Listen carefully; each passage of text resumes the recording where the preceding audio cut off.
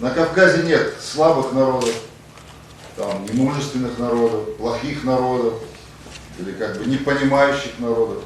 Все на Кавказе, на юге нашей страны, включая Донское, Терское, Кубанское казачество и Ингушетию, это очень достойные люди, и каждый мы у себя наводим порядок. Этим мы отличаемся от других регионов и от другой части света.